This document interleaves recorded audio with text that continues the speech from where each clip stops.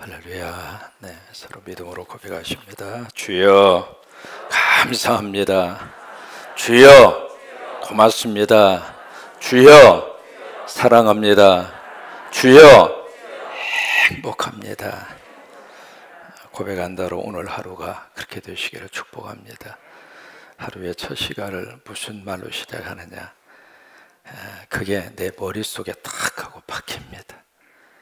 첫 번 일어나셔서 가지는 생각이 하루의 생각입니다. 똑같은 하루에 시작하더라도 내 하루의 삶을 주님과 더불어서 복되게 시작하고 감사로 시작하고 행복으로 시작하고 그러면 하루 종일 그렇게 됩니다. 그러니까 하루의 첫 시작을 무슨 말로 시작하느냐, 그게 오늘 하루를 결정짓는 결정타가 됩니다. 그래서 고백한 대로 그렇게 되시기를 주의 이름으로 축원합니다. 우리가 욥기를 읽어가면서 욥의 가장 중요한 부분은 첫 부분입니다. 물론 이제 전체적인 주제가 우리가 기억하고 있는 대로 욥기 전체의 주제는 이제 고난이 되겠죠. 고난 또는 고통 또는 문제 여러 가지로 표현을 할 수 있습니다. 근데 이 고난이 생각하고 온 고난이 아니라 어느 날 갑자기 예기치 않는 순간에 욥에게 밀려왔습니다.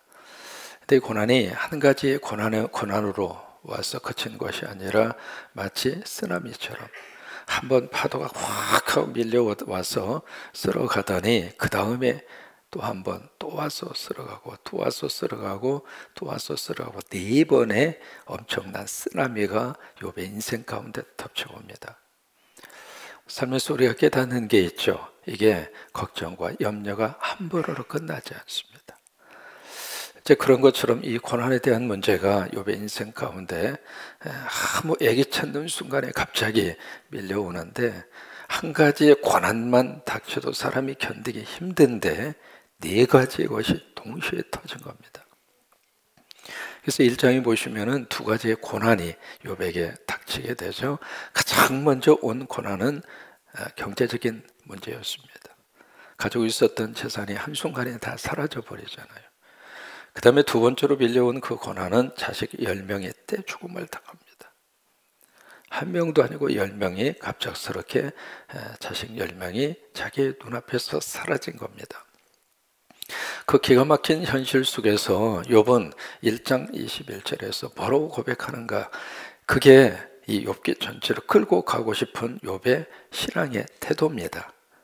1장 21절에 그 말씀을 해요. 내가 이 세상에 아무것도 가지고 오지 않았다. 벌거벗은 상태로 왔다. 그렇다면 나도 언젠가 벌거벗은 상태로 갈 것이다. 그 다음에 하나님에 대한 믿음의 고백을 하고 있죠. 뭐라고 이제 하나님에 대한 믿음의 고백을 하고 있느냐, 주신 이도 하나님이시고 그 다음에 취하시는 이도 하나님이시다. 영어로 말하면 이 2 단어를 씁니다. 나에게 기부해 주신 분도 하나님이시고 나에게서 테이크 하시는 분도, 여러분 커피숍에 가시면 테이크 아웃 그런 이야기 쓰잖아요. 나에게서 테이크, 내가 나에게 주신 것 가운데 나에게서 가져가시는 분도 하나님이시다. 이게 이제 욥에 대한 하나님에 대한 믿음입니다. 근데 그 고백이 어디에서 나왔는가? 고난 속에서 나온 겁니다. 고난이 없는 상태에서 지금 모든 일들이 다 풀어지고 모든 일들이 다 행복하게 다 이루어지는 상태 속에서, 그 속에서 하나님을 향하여 그렇게 고백한 것이 아니라 고통 속에서, 어려움 속에서, 고난 속에서 욥이 그렇게 고백합니다. 그 다음에 2장으로 가시면은 무슨 일이 발생하는가? 이제는 자기의 몸을 칩니다. 그래서 병에 걸렸잖아요. 그 병이 너무나 위중하고 너무나 심각한 모습을 성경은 그렇게 기록합니다. 질그릇 조각으로 자기의 몸을 긁었다. 견딜 수 없는 고통, 그 질병, 그것이 욥의 인생 가운데 찾아오게 됐죠. 그리고 4번째로 찾아온 고난이 자기의 가장 가까이 있는 자기 아내가 하나님 저주하고 죽으라, 그렇게 이야기하고 그 아내가 곁을 떠납니다. 세상에서 내가 가장 외롭고 힘들고 고독하고 절대절명의 순간에 내 곁에 있어 줄 수 있는 유일한 사람은 아내와 남편뿐입니다. 누구도 나의 곁에 끝까지 함께 해줄 수 있는 사람은 사실은 없습니다. 친한 친구가 그 곁에 끝까지 지켜줄 수 있을 것 같습니까? 아니면 이해관계 속에 있는 사람이 내 곁에 끝까지 있어주겠습니까? 아니면 자식놈이 여러분의 곁에 끝까지 있어줄 수 있겠습니까? 사실은 마지막 호흡을 가다듬는 그 순간에, 가장 고독하고 외로운 그 순간에 내 곁에서 그래도 손을 잡아줄 수 있는 유일한 사람은 아내이고 남편입니다. 근데 그 아내마저 하나님 초조하고 죽어라, 그 독소를 퍼붓고 그의 곁을 떠납니다. 그랬을 때 이 욥기 2장 10절에 욥이 이제 그렇게 고백을 합니다. 뭐냐면 하나님이 우리에게 복도 주시지만 하나님께서 우리에게 화도 주시지 않느냐. 당신의 그 말은 어리석은 한 여인의 말과 같도다. 그 고백을 합니다. 이것이 고난 속에서 욥이 붙들고 있는 하나님에 대한 신앙의 고백입니다. 그러니까 하나님은 주시는 분이에요. 은혜도 주시고 건강도 주시고 하나님의 역사도 주시고 하나님은 계속 우리에게 주시기를 원하세요. 우리는 그 하나님을 믿습니다. 너희가 악한 자라 할지라도 자식에게 좋은 것을 줄 알거든. 하물며 하늘에 계신 내 아버지께서 밤낮 구하는 자들에게 좋은 것을 주시지 않겠느냐. 주신다는 이야기잖아요. 하나님은 주시는 분이에요. 그런데 또 한편 우리는 기억하고 있어야 됩니다. 그 하나님이 나에게서 취하실 때도 있더라 이 말이에요. 또 하나님은 우리에게 복을 허락을 하십니다. 하나님은 우리에게 복을 주셔서 우리가 먹고 사는 거 아니겠습니까? 이만큼 먹고 살게 된 것도 하나님이 복을 주신 것이고, 이만큼 움직이고 이만큼 가정을 건사하고 자식들을 키우면서 이만큼 견딘 것도 하나님이 복을 주시는 것이고, 물론 애쓰고 수고하고 노력하는 것도 분명히 있겠죠. 그런데 그 노력까지라도 하나님이 주신 복이죠. 노력할 수 있는 마음 누가 주시는가? 하나님이 주시는 거잖아요. 다시 시작할 수 있는 그 용기 누가 주시는가? 하나님이 주시잖아요. 그러니까 하나님이 내 인생 가운데 복을 주시더라 그 말이에요. 그런데 복만 주시는 것이 아니라 하나님이 때로는 내 인생 가운데 걸림돌도 주시더라 이 말이에요. 이게 욥이 하나님에 대한 신앙의 고백인데, 어디 속에서 가진 믿음의 고백인가? 고난 속에서, 고통 속에서, 어려움 속에서 이 하나님에 대한 믿음을 붙잡고 갑니다. 이게 이제 욥기서 전체 속에서 쭉 흐르고 있는 욥에 대한 하나님에 대한 신앙관이에요. 거기에 비해서 위로차 왔던 이 세 명의 친구들은 하나님에 대해서 무슨 생각을 가지고 있는가? 그 욥의 세 친구들은 하나님은 주시는 분이다. 아멘. 인정해요. 하나님은 복을 주시는 분이다. 아멘. 인정해요. 그런데 그 다음에 취하시는 하나님, 화를 주시는 하나님, 그 하나님은 머릿속에 들어와 있지 않습니다. 그게 요 세 친구들이 가지고 있는 하나님에 대한 신앙관입니다. 우리들에게도 그럴 수 있는 가능성이 참 많습니다. 우리에게 뭔가 주실 때에는 너무 감사하고, 내가 하나님 믿기를 잘했구나, 내가 예수 믿기를 잘했구나, 그러면서 신앙의 길로 들어선 것이 너무 감사하고 축복이라고 하는 사실을 믿으면서 찬양하면서 그러면서 우리가 살다가 어느 날 갑자기 이런 케이스를 딱 당했을 때 견딜 수가 없는 거예요. 하나님은 어떻게 이루어질 수 있습니까? 내가 하나님을 잘못 믿은 거 아닙니까? 내가 하나님에 대해서 잘못 생각하고 있는 거 아닙니까? 그 생각과 혼란 속에 빠집니다. 왜요? 하나님은 주셔야지 왜 내 것을 가져가느냐 이 말이에요. 여러분, 그런 경우가 있을까요? 없을까요? 굉장히 많습니다. 그러니까 단순히 욥이 참 위대하구나, 그리고 끝날 문제가 아닙니다. 어떻게 새 친구들이 이런 상황 속에는 욥에게 와서 이렇게까지 말할 수 있을까 하고 끝날 문제가 아닙니다. 엘리바스나 빌닷이나 소발이나 사실은 우리 모습입니다. 또한 하나님이 우리에게 복을 주신다. 우리가 이것을 믿어요. 그래서 찬송가 28장도 복의 근원 강림하사, 그래요, 가장 복의 원천적인 그분이 나에게 오셔서 나에게 복을 주시고 우리 가정에 복을 주시고. 여러분, 이 차원이 분명히 있습니다. 우리 대한민국은 예수 믿어서 수지 맞은 국가입니다. 세계의 그 어느 나라를 가서 비교해 본다 할지라도 우리 특히 대한민국의 남한은 예수 영접하고 예수 믿고 선교사님들이 이 땅에 들어와서 전해준 그 복음이 이 땅에 큰 복이 돼서 우리 민족이 하나님의 복을 받았습니다. 그런데 그 하나님으로 끝나는 게 아니라고 하는 거예요. 때로는 잘못된 길로 가고 죄악의 길로 가고 심판받을 수밖에 없는 생각을 하면서 삶이 그쪽으로 가면 하나님이 징계하시고 하나님이 벌을 주시고 그렇다 이 말이에요. 그러니까 이 전체적인 것을 함께 봐야 됩니다. 욥기는 거기에 대해서 우리에게 도전을 주고 있습니다. 당신이 고난받고 있을 때 고난 속에서 하나님에 대한 신앙을 어떻게 지켜갈 것인가 그 말이에요.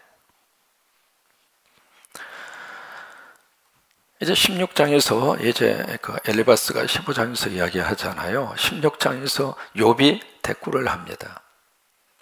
16장 후반부에 가서 욥은 무슨 이야기를 하냐면, 지금 당신들은 나를 비방하지만 20절에 특별히 비방하지만 내 눈은 하나님을 향하여 들리라. 그리고 그 하나님 앞에서 내가 눈물을 쏟으리라. 그러니까 이제 그 속에서 욥의 입에서 무슨 말이 나오는가? 하나님이라고 하는 단어가 나옵니다. 그러면 오늘 17장을 읽으셨습니다마는 17장으로 이렇게 딱 건너가면 조금 더 발전적으로 가야 되잖아요. 좀 더 희망적으로 가야 되잖아요. 그런데 17장으로 가면 굉장히 암울한 이야기로 시작합니다. 17장에 가서 뭐라고 지금 욥이 이야기하고 있는가? 우리 1절을 같이 한번 보실까요? 같이 읽습니다. 나의 기운이 쇠하였으며 나의 날이 다하였고 무덤이 나를 위하여 준비되었고. 지금 이 1절의 이 고백 속에서 우리가 뭘 느낄 수 있느냐면, 지금 욥이 어떤 지금 윰마디 소리를 하고 있는가? 나 죽고 싶다 그 말이에요. 내 인생 끝내고 싶다. 여러분, 이런 표현들은 성경에 욥기에만 나오는 게 아닙니다. 여러분, 사도 바울 기억하시잖아요.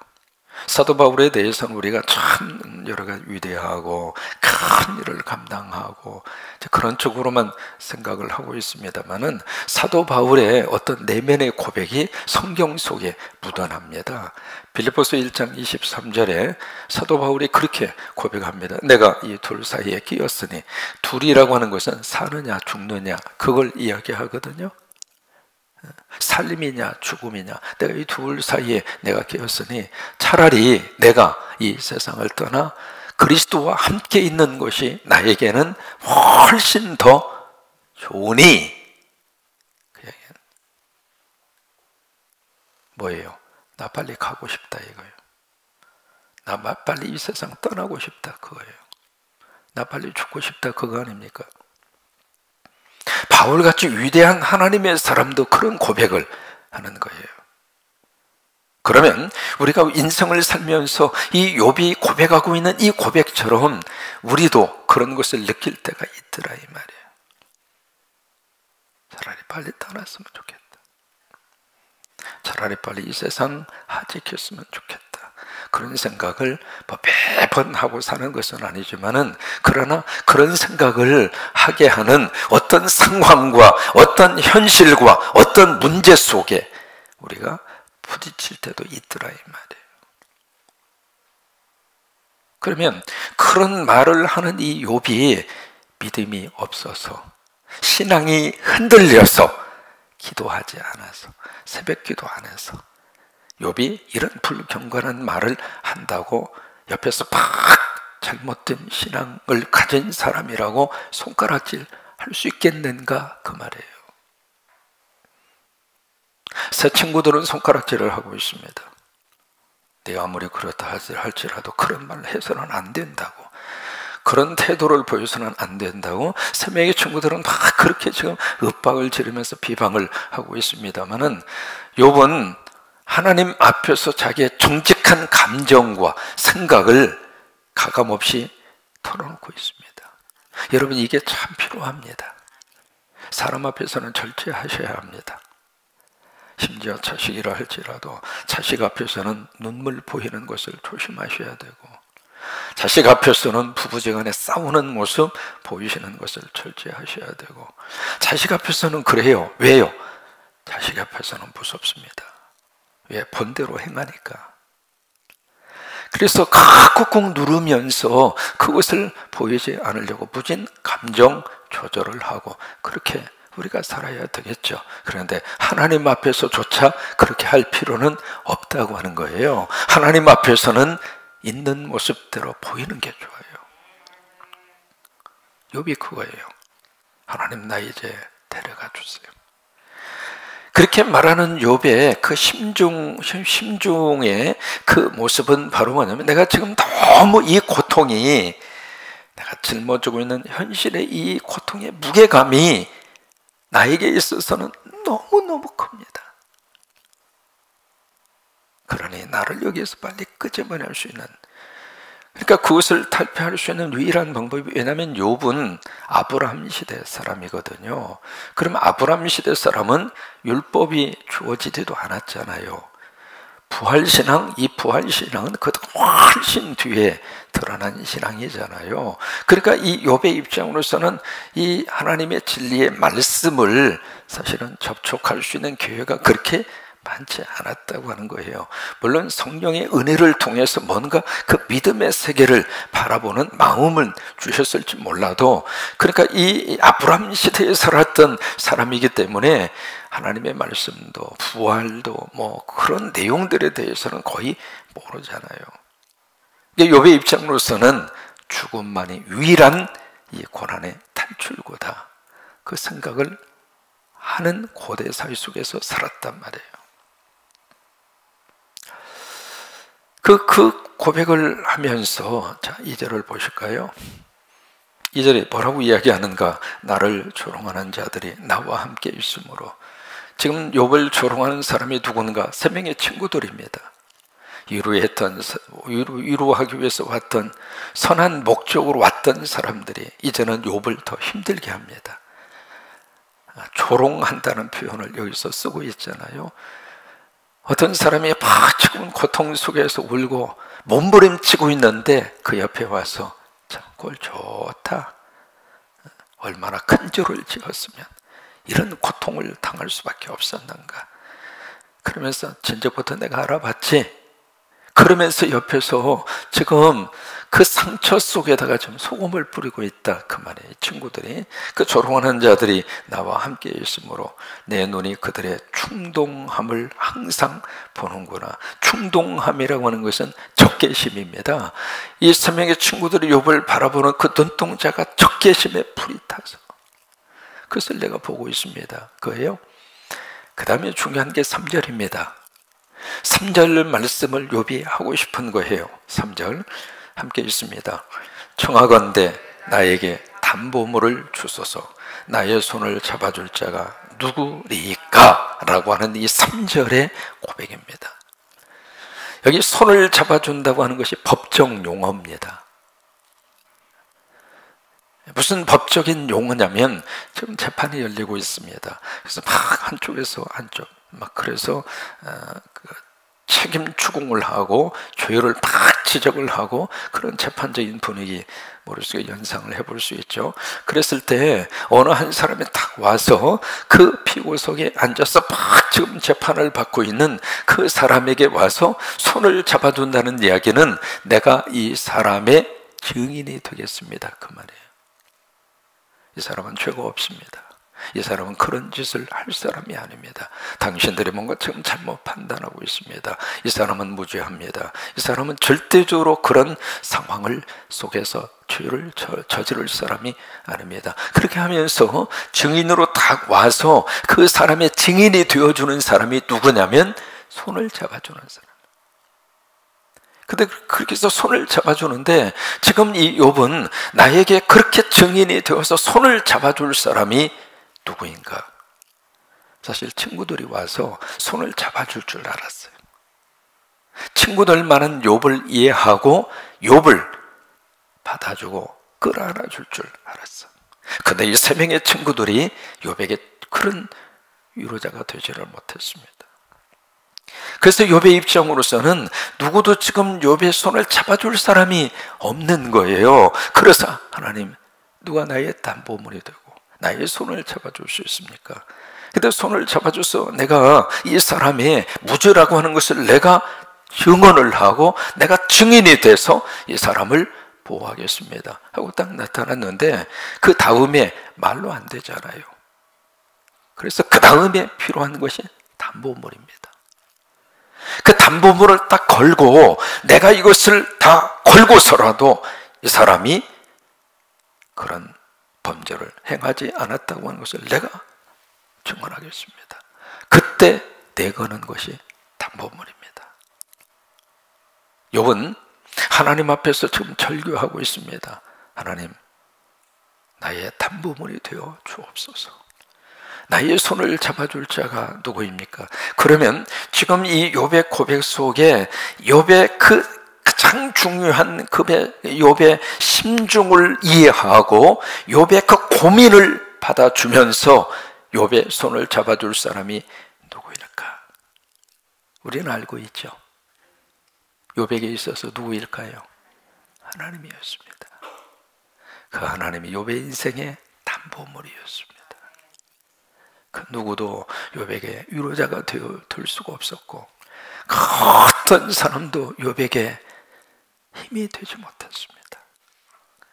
그런데 욥은 그런 속에서 죽고 싶을 정도로 그 고난의 밑바닥 속에서 너무 힘든 그 속에서 나의 유일한 담보물은 하나님이십니다.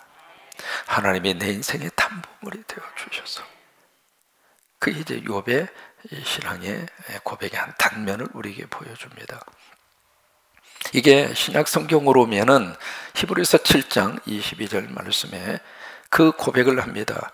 나의 영원한 보증이 되시는 분이 여호와 하나님이시면서도 예수 그리스도이다. 예수님이 나의 보증이라고 하는 사실. 여러분, 이 사실이 우리들에게 있어서는 너무 큰 하나님의 축복입니다. 그잖아요. 오늘 이 말씀을 기억을 하면서 우리 생활 속에서 몇 가지 기억하는 라틴 말이 있습니다. 라틴 말은 더 이상 쓰지 않는 사어라고 그러죠. 죽은 언어입니다. 근데 이제 고대 문서는 라틴 말로 되어져 있는 문서가 엄청나게 많습니다. 그래서 그 라틴 말이 사실은 영어 전체 어휘력의 70%가 라틴 말에서 나왔습니다. 그래서 라틴 말을 배우면은 이 언어를 영어뿐만이 아닙니다. 프랑스어도 마찬가지고요. 그런 언어적인 뿌리가 라틴 말에서 쭉 추적해서 들어가면은 마치 그 하지 감자 키면 쭉 하고 나오는 것처럼 언어의 뿌리가 라틴 말에 있거든요. 생활 속에서 우리가 몇 가지 라틴 말을 우리가 심심찮게 들어요. 듣는데 그 중에서 가장 많이 한 번 이상 들어본 몇 마디가 있습니다. 그 중에 하나가 메멘토 모리라고 하는 말이라고 이 라틴 말이거든요. 이 말은 한 번 정도 아마 들어보시지 않았을까. 그 다음에 또 하나는 말은 카르페 디엠이라고 하는 말. 이 두 마디의 말은 라틴 말 가운데 굉장히 흔히 사용을 하고 듣는 말 가운데 하나입니다. 이 메멘토라고 하는 이 말은 영어로 이제 이 단어에서 메멘토라고 하는 단어에서 나온 영어가 메모리라고 하는 단어입니다. 기억하라 그 말이에요. 모리라고 하는 이 단어의 뜻은 죽음이라고 하는 뜻입니다. 여러분 아모레 화장품을 쓰시죠? 그 아모레라고 하는 이 화장품의 어원이 라틴 말입니다. 아모레 이렇게 쓰잖아요. 이 모래라고 하는 말이 어디서 나왔느냐면 이 말에서 나왔습니다. 몰이 죽음에 대한 복수 형태입니다. 그래서 여기서 이제 나와서 모래, 이 이야기는 원래 뜻으로 말하면 내가 죽으면이라고 하는 뜻이에요. 화장품 쓸 때마다 꼭 기억하세요. 내가 지금 죽는 시가지구나. 이제 어원이 그렇게 되는 거거든요. 이게 몰이라고 하는 말이 죽음이라고 하는 뜻입니다. 이것을 직역을 하면 죽음을 기억하라, 그 말이에요. 조금 더 의역을 하면 당신은 죽습니다, 그 말이에요. 그리고 이제 까르페 디엠이라고 하는 것은 현실을 즐겨라, 현재를 즐겨라, 그렇게 이제 직역을 할 수 있습니다만은 좀 의역을 하면 오늘을 충실하게 살아라, 그 얘기예요. 이게 이제 라틴 말 가운데 유명한 두 마디의 말입니다. 이제 그 이외에도 아모르 파티, 아모레 파티, 뭐 그 이야기도 어느 대중가수가 노래를 부를 때 아모레 파티에서 라틴 말을 가사로 쓰기도 하고 그랬어요. 이 두 마디의 말이 라틴 말 가운데 아주 유명한 말이에요. 첫째가 여기에 이제 메멘토 모리입니다. 죽음을 기억하라, 그예요. 오늘 이 17장 1절 말씀에 바로 욥은 그것을 우리에게 도전으로 주고 있는 겁니다. 죽고 싶다. 그 이야기는 나는 죽음을 기억하고 산다, 그 말이에요. 사실 이런 주제가 나오면 말하는 사람이나 듣는 사람이나 다 무겁죠. 무거운 사실입니다. 그러나 기억하고 살아야 오늘을 까르페 디엠, 오늘을 제대로 살 수 있다는 거예요.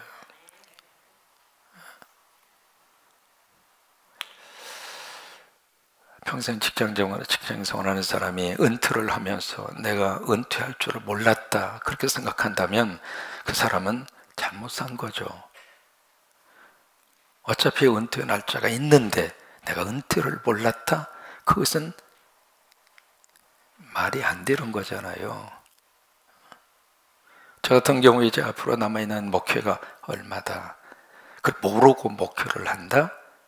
그것은 잘못 사는 거죠. 알고 살아라, 이 말이에요. 그 중에서 특별히 이 죽음 문제만은 특별히 더 그렇습니다. 그래서 이 메멘토 모리, 이것이 어디에서 나왔느냐면 수도원 가운데 아주 엄격하고 유명한 시토 수도원이라고 하는 게 있습니다. 하얀색 옷을 입고 머리에다가 뭘 이렇게 쓰고 있는 아주 엄격하기로 유명한 시토 수도사들이 아침에 쭉 만나면 서로 주고받는 인사가 메멘토 모리, 메멘토 모리. 당신 죽습니다. 당신 죽습니다. 그게 아침 인사였습니다. 그래요. 그것을 기억하는 사람은 그 다음에 카르페 디엠을 할 수 있다고 하는 거예요. 이것을 기억하는 사람은 오늘 하루를 의미 있게 보내고 오늘 하루를 충실하게 살고 앞으로 10년 후에 어떻게 살까? 20년 후에 어떻게 살까? 그것 때문에 오늘 하루를 그냥 어쩔 수 없이 사는 사람처럼 그렇게 살아내는 것이 아니라 오늘 하루가 내 인생에 있어서는 너무 귀하니까 오늘 하루 감사하고 살고 오늘 하루 이해하고 살고 오늘 하루 사랑하고 살고 오늘 하루를 충실하게 이 까르페 디엠을 하기 위해서는 메멘토 모리를 해야 이게 가능하다고 하는 거예요. 그게 로마 시대에 여러 가지 많은 정복을 했죠. 그래서 이제 원정을 가서 정복을 한 다음에 거기서 전쟁에서 승리를 합니다. 그러면 거기에 장군이 흰말 4마리가 앞에서 쫙 그런 화려하게 이를 데 없는 마차를 탁 타고 거기에 개선 장군이 딱 타서 시가지를 행진합니다. 참 그때의 그 기분은 어떻겠어요? 그러면서 이제 환호성을 들으면서 전쟁의 영웅이 시가지를 행진할 때 그 장군 옆에 누가 타느냐면 가장 하찮은 노예 한 사람이 그 옆에 탑니다. 그래서 장군 귀에다가 옆에서 계속 말하는 외침이 있습니다. 뭐라고 말하느냐면 메멘토 모리, 메멘토 모리. 당신은 오늘 화려하게 이를 데 없는 개선 장군이지만 당신도 언젠간 죽습니다. 참 현명한 그런 모습이었다고 생각합니다. 그래요. 오늘 하루 메멘토 모리, 그러면서도 카르페 디엠, 이 귀한 역사가 오늘 우리 삶 가운데 이루어지게 되기를 주의 이름으로 축원합니다.